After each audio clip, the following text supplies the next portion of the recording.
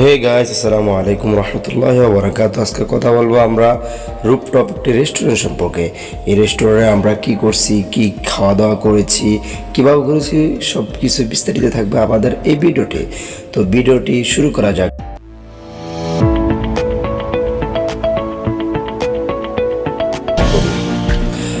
আমরা শুরুতেই যেই ভিডিওটি দেখাবো সেটি হলো একটি সুন্দর ঢোলনা।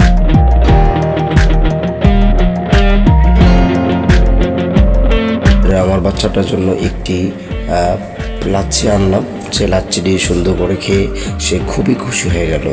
তারপরে আমরা দেন ওখান থেকে বের হলাম। বের হওয়ার পরে সাথে সাথে দেখলাম যে সুন্দর একটি মনোরম গাছ।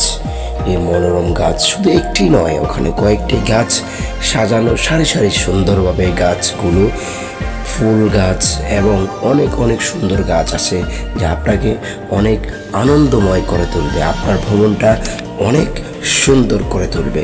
যাই হোক, দেন ওখানে আমরা খাওয়া দাওয়া শেষে ঘোরাঘুরি করার পরে কিছু ছবি নিলাম, যা ইতিমধ্যে আপনারা দেখতেই পাচ্ছেন। আমার আহলিয়ার সাথে আমি কিছুক্ষণ ছবি নিলাম। ছবিগুলো আসলে সুন্দর হয়েছে, অমায়িক হয়েছে, যা আমাদের স্মৃতির পাতায় রেখে দিলাম।